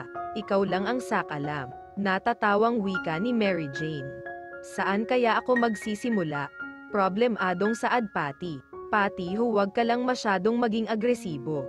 Medyo magpakipot ka rin. Ayaw kasi niyan sa mga babaeng masyadong balahura. Medyo magpigil ka muna. Medyo mag-ala babaeng Pilipina ka muna ngayon. Pag nakuha mo na ang kiliti sa kakabam Ira. Payo ni Mary Jane. Bum Ira talaga. Pero alam mo Mary Jane, nahihiya nga talaga ako sa kanya. Mukha kasing tinamaan agad ang puso ko kaya medyo natatalo ako ng hiya ngayon. Seryosong saad ni Patty. OMG. Na in love ka kaagad? Napalakas na tanong ni Mary Jane. Oo, ewan ko ba sa puso kong ito. Tumibok agad. Tila naiyak ng saad ni Patty. Don't worry. Malay mo maging mutual ang nararamdaman nyo. Basta maging natural ka lang muna. Wika ni Mary Jane. Sige, ang lakas kasi ng tibok ng puso ko. Saad ni Patty. Kaya naman tinapak siya ni Mary Jane sa balikat bilang pangpalakas ng loob. Kaya mo yan. Tara, naiinom na lang natin iyan para lumakas ang loob mo. Saad ni Mary Jane at hinayla niya na pabalik si Patty. Mary Jane. Sayaw naman tayo. Aya naman ni Alexa. Ikaw na muna Alexa. Wala akong tama. Nahihiya pa ako. Pagtanggi naman ni Mary Jane. Bahala kayo. Basta ako magwawala ng sayaw dito dahil ayaw naman sa akin ni Max. Sagot naman ni Alexa at bumalik sa gitna habang sumasayaw mag-isa. Mary Jane. Kumain muna tayo bago uminom. Pag-aya ni Draven. Siger sagot naman ni Mary Jane at lumapit kay Draven sa isang lamesa na puno ng mga pagkain na inihanda para sa kanila. Karamihan ay seafoods na talaga namang metotikam ka sa itsura pa lang. Masayang nagsalo ang dalawa sa pagkain habang ang iba ay may kani-kanyang ginagawa. Hay pagbati ni Max kay Patty. Napansin kasi nito na nag-iisa ito sa isang sulok na tila may malalim na iniisip. Nagulat naman si Patty sa paglapit ni Max. Hi, ganting bati ni Patty. Nag-isa ka ata? Tanong ni Max at nakiupo na din sa tabi ni Patty na nakaupo sa buhangin. Wala lang. Gusto ko lang kasi makapag-isip. Sagot ni Patty. Like what? Tanong naman ni Max. About love. Wala sa loob na nasagot ni Patty. What about love? Are you heartbroken? Tila nag-aalalang tanong ni Max. Ha, hindi. Ang ibig kong sabihin sa buhay pala. Natatarantang sagot ni Patty. Sabi mo sa love. Natatawang saad ni Max. By the way, I am Max. Draven best friend. And you are. Pakilala ni Max. Patty. Ako si Patty. Mary Jane's friend. Pakilala naman ni Patty. Oh, I see. Nice to meet you, Patty. Your name is so beautiful like you. Banat ni Max na tila ba tinamaan kay Patty. Thank you. Ikaw din. Nice name. Sagot naman ni Patty. And handsome like me. Pagbabuhat ng sariling bangko ni Max na nagpatawa kay Patty. Nagtawanan ang dalawa dahil sa biro ni Max. Habang sa isang sulok ay nakatitig naman sa kanila si Darwin na umiigting. Kanina naman nang nakausap niya si Patty ay para siyang naiinis dito. Pero bakit nang makita niyang masaya itong kausap ni Max ay tila ba tinutusok ang kanyang puso sa sakit ng nararamdaman. Nakakadama siya ng selos at hindi niya maintindihan kung bakit. Pilit niyang nilalabanan ang kanyang nararamdaman kaya naman sinunod-sunod niya ang pagtangga ng alak. Darwin, dahan-dahan lang sa pag-inom bro. Maaga pa. Puna ni Draven nang makitang halos hindi na binababa ni Darwin ang alak. Guys, dito na tayo lahat sa gitna para masaya ang inuman. Hindi yang kung saan saang sulok kayo. Ano ba? Wika ni Draven at inayos ang pagpupwestuhan nila. Naglatag ng napakalaking kumot sa buhangin si Draven at doon sila iinom. Lumapit naman sina Patty at Max na umupo ng magkatabi. Kaya naman napatingin si Darwin ng masama kay Max. Umupo din siya sa tabi ni Patty kaya napapagitnaan na nila ito ngayon. Si Alexa naman ay pilit na sumiksik sa tabi ni Max. Masayang nag-inuman ang mga ito hanggang sa nakakaramdam na sila ng pagkahilo. Ngunit tila ayaw pang magpaawat sa pag-inom ang lahat dahil sa sayang nararamdaman. Happy birthday Draven! Sigaw ni Max. Happy birthday! Sigaw naman ng lahat. Draven, nahihilo na ako. Pwede mo ba akong ihatid siya kwarto? Saad ni Mary Jane. Okay, let's go. Sagot naman ni Draven. Guys, ihatid ko lang si Mary Jane ha. Babalik na lang ako. Palem ni Draven. Okay, sagot naman ni Max. Pasuray-suray ang dalawa na lumakad papasok sa bahay. Nakarating naman sila agad sa kwarto ni Mary Jane at tinulungan ni Draven na makahiga si Mary Jane. Ngunit paghiga ni Mary Jane ay sabay ding napadapa si Draven sa kanyang ibabaw. Nagkititigan sila at dahan-daang lumalapit ang mukha ni Draven at masuyong hinalikan si Mary Jane. Isang mapaghanap na halik ang kanyang ginawa. Agresibo niyang hinalikan si Mary Jane at malugod naman itong ginagantihan ni Mary Jane. Naging agresibo din sa Mary Jane at tila ba sanay na sanay sa ginagawa. Mabilis na nahubad ni Draven ang damit ni Mary Jane at hinimas ang mapagmalaking dibdib nito na tayong-tayo pa. Habang pababa naman ng pababa ang kanyang halik na tila ba may hinahanap. Hanggang sa natagpuan nga nito ang dalawang malulusog na dibdib ni Mary Jane. Tila ba batang gutom na sinubo ito ni Draven. Napapaliyad si Mary Jane dahil sa ginagawa ni Draven. Lalo na nang maramdaman niya ang kamay nito na hinihimas ang kanyang perlas. Naibaba na pala nito ang kanyang shorts at panty nang hindi niya nalalaman. Draven ungol ni Mary Jane. Lalong napaliyad si Mary Jane nang mas bumaba pa ang mga bibig ni Draven papunta sa kanyang perlas. Draven ungol pa ni Mary Jane habang nakal-iyad at nasa sabunutan niya na ang buhok ni Dervain at lalo niya itong naisusubsob sa kanyang perlas. Gising na ang kanyang buong sistema at handang-handa na sa mangyayari nang tumigil si Draven sa pagkain sa kanyang perlas. Tila nabitin si Mary Jane at nadismaya nang tumigil si Draven. Draven, more please. Pakiusap nito. Muli niyang hinalikan si Mary Jane sa lips at inihahanda ito sa kanyang malaki-laki rin niyang sandata. Kung paano siya nakapaghubad ay si Dravo na lamang ang nakakaalam yun. Nasa ibabaw na siya ni Mary Jane at basang-basa na ang perlas nito na tanda na handa na ito sa kanyang pagpasok.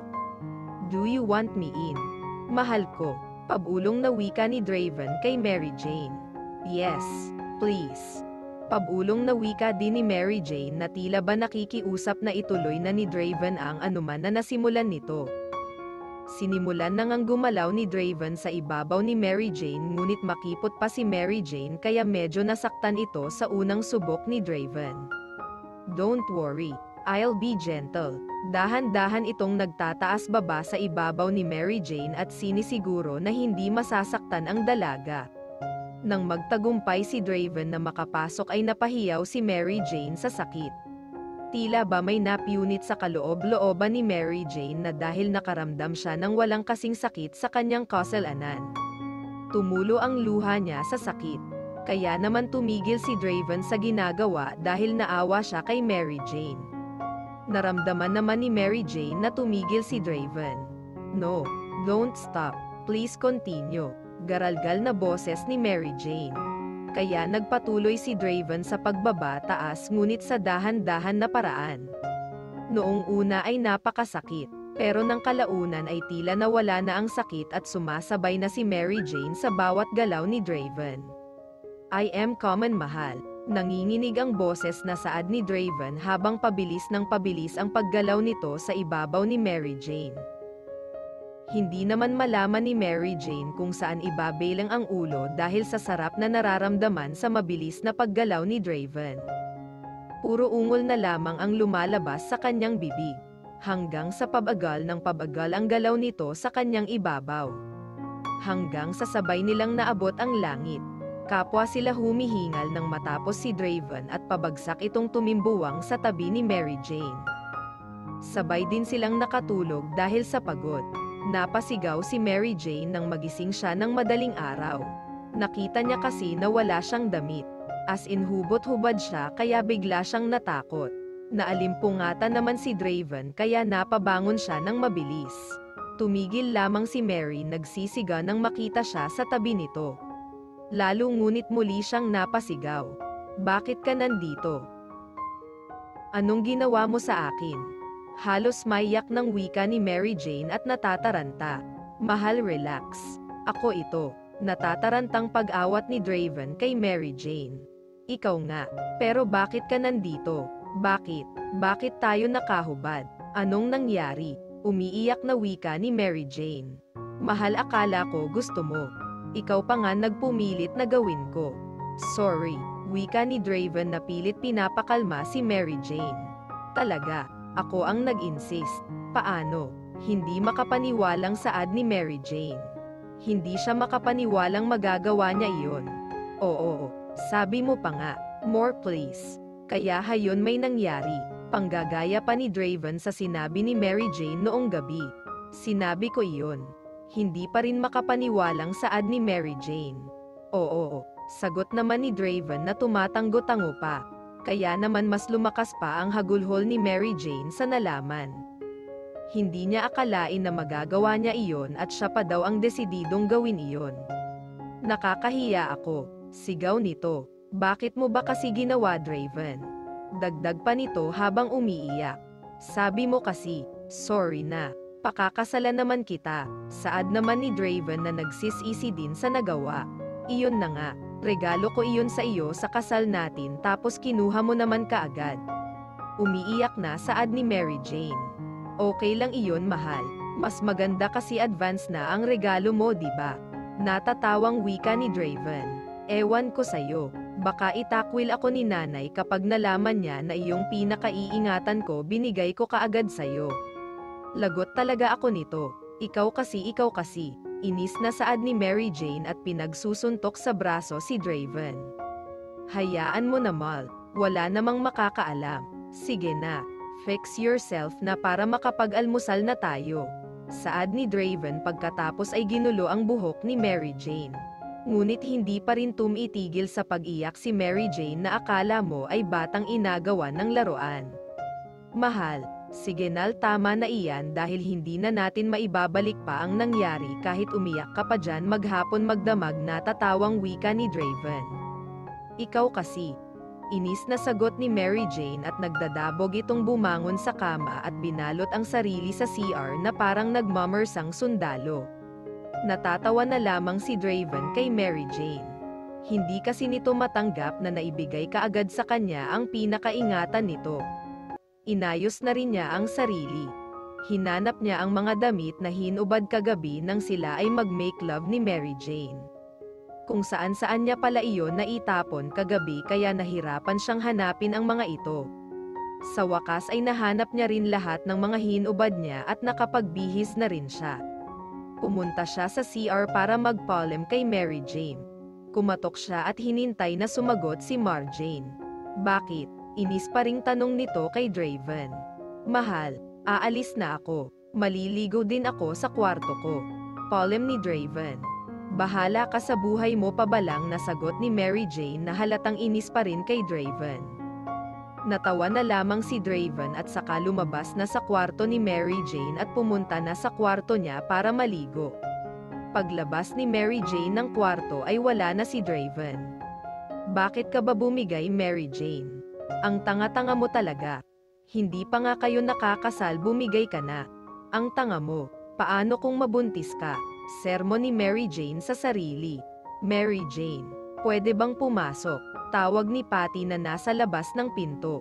Sige, Patty, pasok ka. Sagot ni Mary Jane. Good morning, Beshi. Ang sakit ng ulo ko, Besh. Nolasing ako masyado kagabi. Alam mo ba kung saan ako nakatulog? Bungad ni Patty. Saan nga ba? Tanong naman ni Mary Jane. Sa buhanginan lang naman katabi nila Max at Darwin. My gosh, ayaw akong hiwalayan ng dalawa. Itong si Darwin akala ko cold at walang paki sa akin. Pero nung lapitan ako ni Max, ayon para ng tuko kong makakapit. Natatawang wika ni Patty. Wow ha, ang haba ng hair mo. Teka, nasaan ba si Cora? Tila biglang nag-alala si Mary Jane kay Cora. Bigla itong tumakbo at pinuntahan ang silid ni Cora. Mabuti na lamang at bukas ang pinto kaya nabuksan iyon ni Mary Jane. Naabutan niyang tulog na tulog si Cora sa kama kaya nakahinga siya ng maluwag. Ngunit nagulat siya nang paglingon niya ay nakita niyang tulog na tulog din si Harvey sa sofa. Kaya mabilis niyang gin-icing si Cora dahil ayaw niya sa iniisip niya. Cora, gising. Cora, paggising ni Mary Jane sa kapatid. Bakit ba ate? Natutulog pa ako. Nakapikit pang reklamo ni Cora. Bakit nandito si Harvey? Anong ginawa nyo kagabi? Bakit dito yan nakatulog? Sumagot ka, Cora. Ate, hinaan mo ang boses mo. Nakakahiya. Baka magising si Harvey. Pag-awat dito ni Cora. Tinakpan pa nito ang bibig ng kapatid para tumigil na sa pagdaldal. Huminahon ka, ate. Walang nangyari, okay. Dito lang siya nakatulog dahil nawala yung susi niya sa kwarto niya. Kaya dyan siya sa sofa natulog. Paliwanag naman ni Cora. Ganoon. Sorry. Tila nahiya namang saad ni Mary Jane. Kung may nangyari sa amin di sana andito iyan sa kama. Sayang nga. Sabay tawa nito na kinikilig kaya nakatikim siya ng kurot sa tagiliran mula kay Mary Jane. Ang kalandian mo. Bata ka pa at huwag mo muna isipin ang mga ganyang bagay. Naintindihan mo. Panemermo ni Mary Jane. Sorry na ate. Ikaw naman. Nangangarap na nga lang ako. Pero alam mo ate, ang sarap niya kasama. Hindi ka maybo boring dahil madami siyang kwento. Umaga na nga kami pumasok dahil hindi namin namalayan ang oras. Masayang kwento ni Cora. Talaga, akala ko ba mahiyain iyan? Hindi makapaniwala namang tanong ni Mary Jane. Akala ko din na, pero kagabi nag-iba siya. Sobra niya ngang mapagbiro. Kaya tawa lang ako ng tawa. Kaso nga lang sabay naman niya palem. Aalis na pala siya. Biglang lungkot na saad ni Cora. Oo, nasabi na rin sa akin ni Drave na aalis na pala si Harvey. Kaya sinama niya dito. Sagot naman ni Mary Jane. Nanahimik bigla si Cora at maya-maya ay umiiyak na. Oh, bakit ka naman umiiyak dyan? Nag-aalalang tanong ni Mary Jane.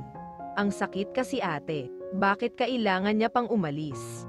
Kung kailan naman umamin siya na mahal niya ako at ganun din ako sa kanya ate.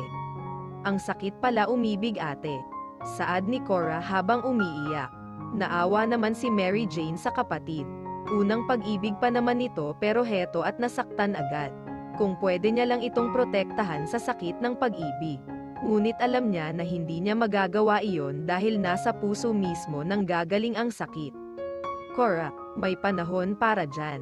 Oo, mahal nyo ang isa't isa ngunit hindi pa ito ang tamang panahon para sa inyo. Tandaan mo na kung kayo talaga ang para sa isa't isa ay pagtatagpuin pa rin kayo ng tadhana sa tamang panahon. Ang sakit na nararamdaman nyo sa ngayon ay maghihilom din pagdating ng panahon. Payo ni Mary Jane kay Cora. Sana nga ate, sana pagtagpuin pa din kami ng tadhana. Umiyak na saad ni Cora. Naisip ni Mary Jane. Gaano kaya kasakit ang nararamdaman ni Cora? Hindi niya man alam ang sakit na nadarama nito ay nasasaktan din siya para sa kapatid. Kung sa kanya kaya mangyari iyon. Kayanin niya kaya, lalo na ngayon na naibigay niya na kay Draven ang lahat. Tila nakadama si Mary Jane ng kaunting takot dahil sa naisip. Hindi niya yata kakayanin na magkahiwalay sila ni Draven. Makalipas ang isang buwan. Habang abala ang pamilya nila Draven at Mary Jane para sa nalalapit na kasal ay pumunta naman ang ama ni Sofia sa mansyon ng mga Monteverde. May mahalaga itong sadya na tiyak magbabago sa buhay nila Draven at Mary Jane. Kumpadre, anong atin? Tanong ng ama ni Draven sa ama ni Sofia. Kumpadre, may mahalaga lamang tayong pag-uusapan. Sagot nito, okay. Sit down kumpadre para makapag-usap tayo ng maayos. Manang, pakidalhan nga kami ng maiinom dyan. Iyong medyo light lang upang maganda ang aming pag-uusap ni kumpadre. Bueno, tungkol saan nga ba ang pag-uusapan natin? Nakangiting tanong nito, kumpadre, kaya ako naparito ay dahil gusto kong makipagkasundo sa iyo. Wika nito, makipagkasundo about saan? Naguguluhang tanong ng ama ni Draven. Kumpadre, gusto kong ipagkasundo natin sina Draven at Sofia. Gusto kong ikasal silang dalawa sa lalong madaling panahon. Seryosong wika nito. Nagulat naman ang ama ni Draven sa sinabi ng ama ni Sofia. Kaya hindi ito nakapagsalita kaagad. Gusto kong itakda kaagad ang kanilang kasal sa susunod na buwan. Dagdag pa nito, ngunit kumpadre, alam mong ikakasal na si Draven sa girlfriend niya. Nag-aalalang saad ng ama ni Draven. Wala akong pakialam kumpadre, basta ang gusto ko ay magpakasal siya kay Sofia as soon as possible. Maautoridad na wika nito ngunit hindi ako makakapagdesisyon niyan at alam kong hindi papayag si Draven.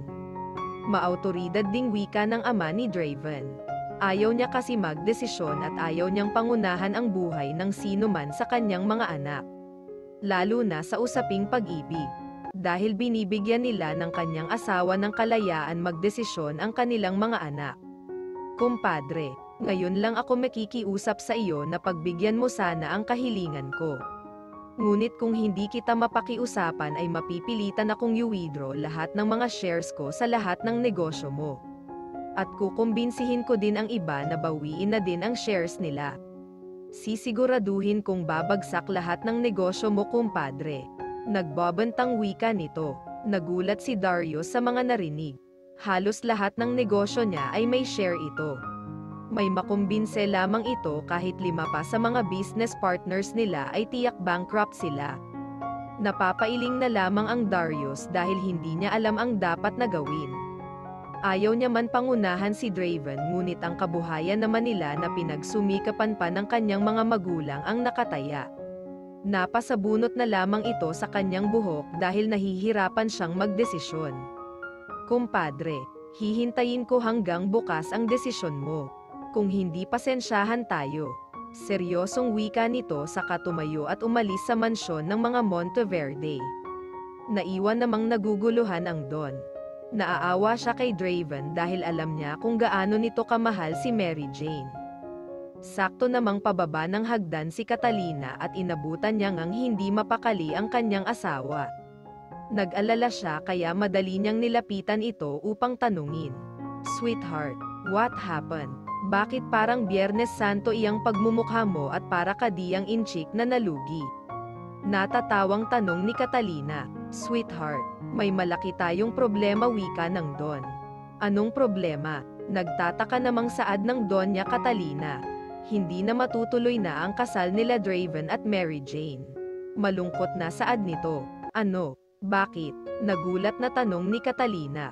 Dahil kailangan niyang pakasalan si Sofia as soon as possible. Kung hindi mababankrupt tayo. Saad pa ng Don. What? Bakit tayo mababankrupt? Maunlad ang mga negosyo natin. Napapalakas na saad ng Donya. Dahil kung hindi pa kakasalan ni Draven si Sofia ay ilalabas lahat ng pamilya ni Sofia lahat ng shares nila sa kumpanya. At kukumbinsihin din nila ang iba pa na mag-withdraw na din. Karamihan pa naman sa mga business partners natin ay kaibigan ng ama ni Sofia. Problemadong saad nito, bakit naman kaya pipilitin nilang may kasal si Sofia kay Draven? Anong dahilan? Nagtataka namang tanong ng Donya. Hindi sinabi ni kumpadre, basta sinabi niya lang na itatakda niya ang kasal ng 2 next month. At bukas na bukas ay kailangan makapagdesisyon na tayo. Malungkot na saad ng Don. Ngunit alam kong hindi papayag si Draven. Ngayon pa na nakahanda na ang lahat para sa kanilang kasal. Paano natin sasabihin iyan kay Draven? Tila naiiyak ng saad ng Donya. Hindi ko rin alam. Basta ang alam ko ay ang kabuhayan ng ating pamilya ang nakataya dito. Kailangang mamili ni Draven kung si Mary Jane ba o ang kabuhayan na pinaghirapan nating palaguin buong buhay natin. Dugot pawis ang puhunan natin. Ngunit sa isang iglap ay mawawala lamang na parang bula. Wika ng Don at hindi na nito napigilan pang umiyak.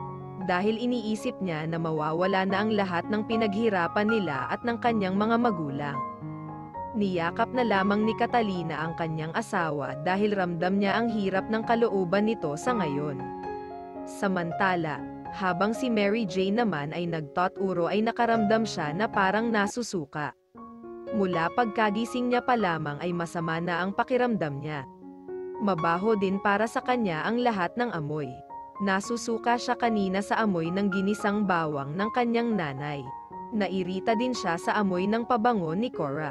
Hanggang sa hindi niya na mapigilan ay tumakbo na siya sa CR ng kanyang classroom at doon ay samuka siya ng samuka.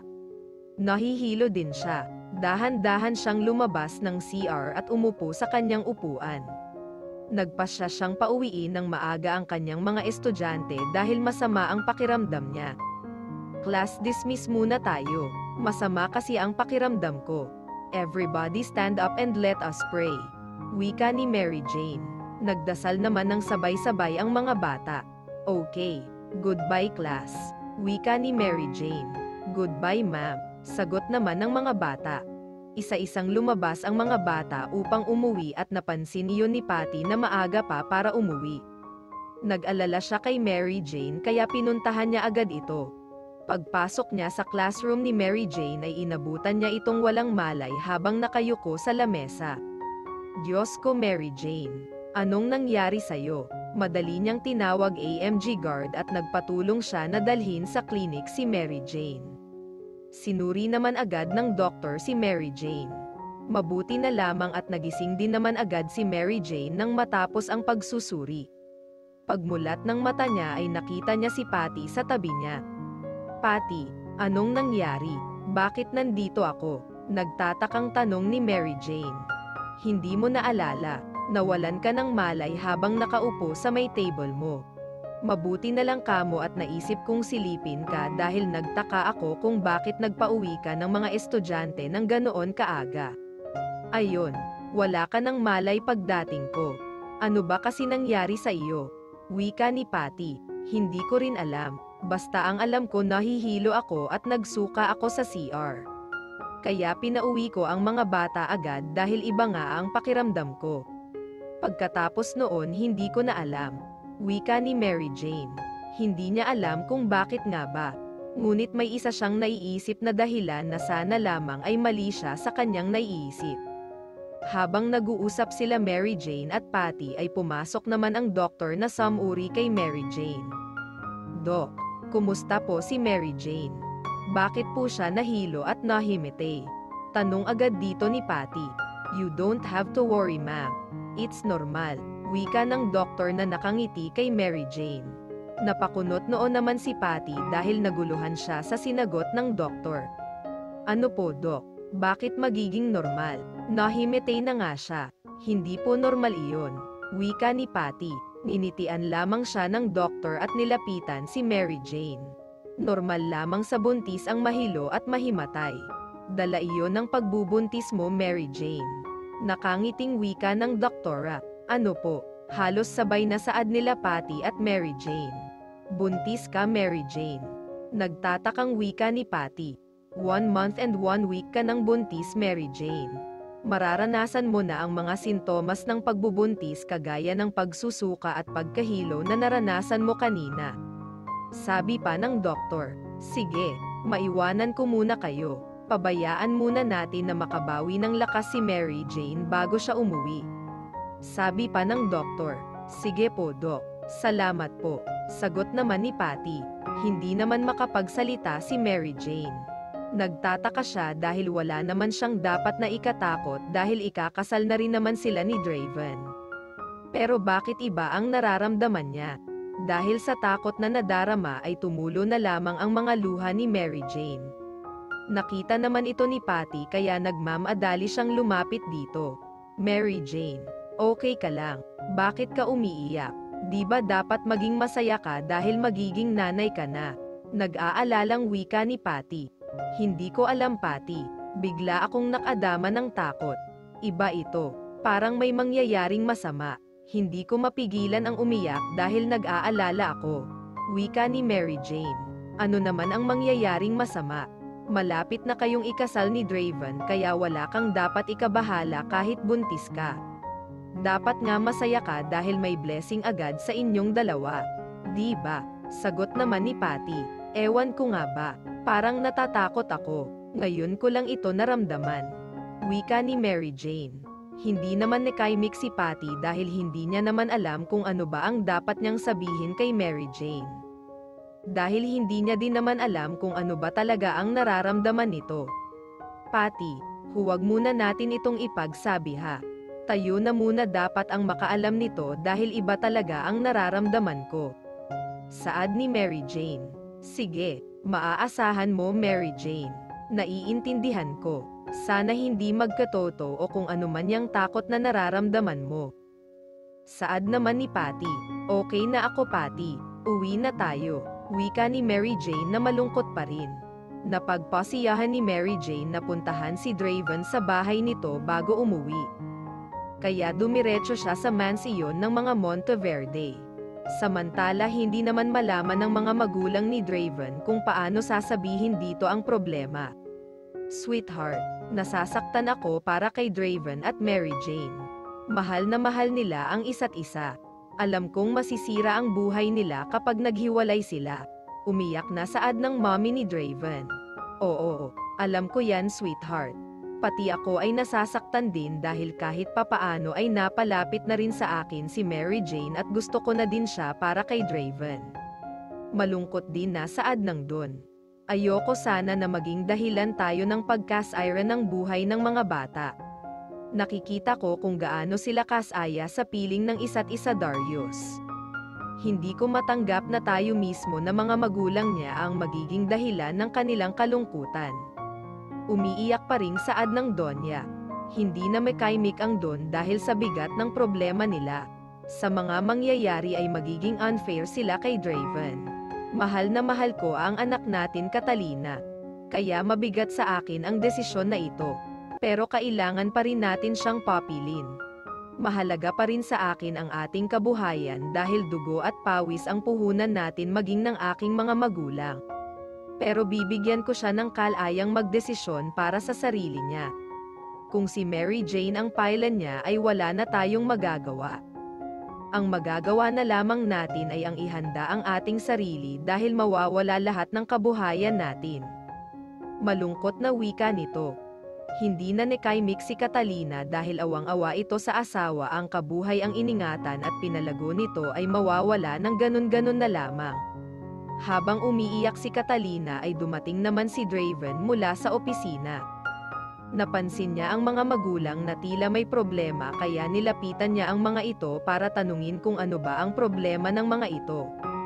Dad, Mom, bakit parang malungkot kayo? Umiiyak ka ba mommy? Nag-aalalang tanong ni Draven sa mga magulang. Draven, siguro dapat mo nang malaman ngayon pa lang para makapagdesisyon ka na.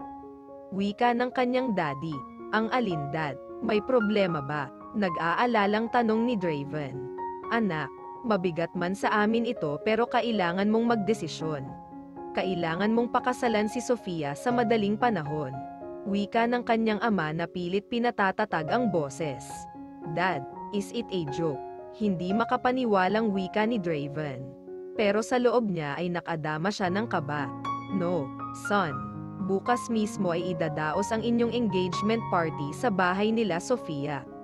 Saad ng daddy niya. Hindi mekaimik si Draven nang makita niyang seryoso nga ang kanyang ama sa sinasabi nito. Patuloy naman sa pag-iyak ang kanyang mommy. Dad, ikakasal na kami ni Mary Jane. Bakit? Hindi na matuloy ni Draven ang sasabihin dahil naiiyak na siya. Draven anak, pumunta kasi dito ang daddy ni Sofia at sabi niya ay kailangan mong pakasalan si Sofia. Dahil kung hindi ay i-withdraw niya lahat ng shares niya sa kumpanya. At sasabihan din niya ang iba pa na i-withdraw na din ang shares ng mga ito. Pag nangyari iyon ay tiyak bankrupt tayo. Anak, isa lang ang solusyon. Kundi ang pakasalan mo si Sofia. Umiyak na saad ng kanyang mommy. Pero mommy, hindi ko siya mahal. At hindi ko kayang iwanan si Mary Jane. Hindi ko kayang mabuhay nang hindi si Mary Jane ang kasama ko mommy. Alam nyo kung gaano ko siya kamahal. Galit na saad ni Draven. Draven, dugot pawis ang pinuhunan namin sa mga negosyo natin. Anak, napakasakit sa loob ko ang mawala sa atin ang lahat. Pero alam ko naman kung gaano mo kamahal si Mary Jane Dravon. Kaya malaya kang mamili. Malungkot na saad nito. Napapasuntok si Draven sa pader dahil sa hirap ng sitwasyon niya. Hindi niya na napigilan pang umiyak. Hindi niya alam kung ano ang dapat gawin. Mahal niya ang kanyang mga magulang at masakit para sa kanya ang makita ang mga itong nahihirapan. Alam niya kung gaano kahalaga sa kanyang ama ang kanilang kabuhayan. Ito kasi ang alaala na naiwan ng kanyang mga magulang. Ngunit mahal na mahal niya rin si Mary Jane na naging parte na ng kanyang buhay.